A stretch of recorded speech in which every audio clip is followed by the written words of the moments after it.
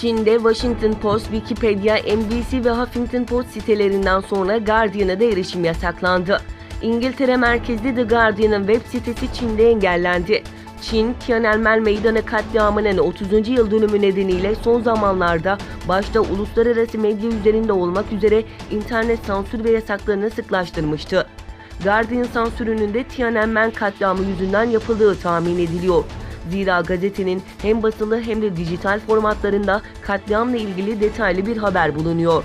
Pekin'deki İngiltere Konsolosluğu, Dışişleri Bakanı Jeremy Hunt'ın adına bu hafta yaptığı bir açıklamada katliamı anmıştı. Ancak bu açıklamanın daha sonra yerel sosyal medya platformlarından silindiği bildirildi. Bir zamanlar Türkiye'de APO'yu savunan ve şimdilerde Çin ile işbirliği yapan Doğu Türkistanlı Müslümanlara terörist diyen, her fırsatta İslam düşmanlığı yapan Doğu Perinçek ile Cübbeli Ahmet birbirlerine iltifat yarışına girdi.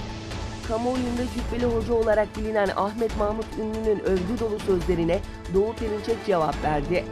Cübbeli ise sosyal medya hesabından iltifatı paylaştı. Cübbeli Ahmet Hoca'nın Doğu Perinçek'e iltifatları karşılıksız kalmadı. Tipimi beğenmez ama diyerek Perinçek'i öven Cübbeli'ye iltifat dolu karşılık geldi. Fransa'da sarı yelekliler gösterilerin 30. haftasında Cumhurbaşkanı Emmanuel Macron yönetiminin politikalarını protesto etmek için yeniden sokağa çıktı.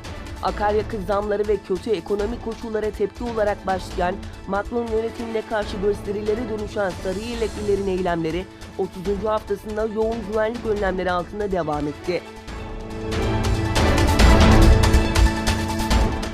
Kazakistan'da halk yeni cumhurbaşkanını belirlemek için sandık başına gidiyor. Merkez Seçim Komisyonu ülke genelinde tüm seçim merkezlerinin oy kullanımına hazır olduğunu duyurdu.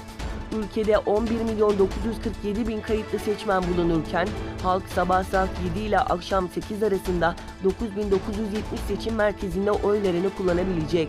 Yurt dışındaki Kazakistan vatandaşları ise 51 ülkede kurulan 64 sandıkta oylarını verebilecek.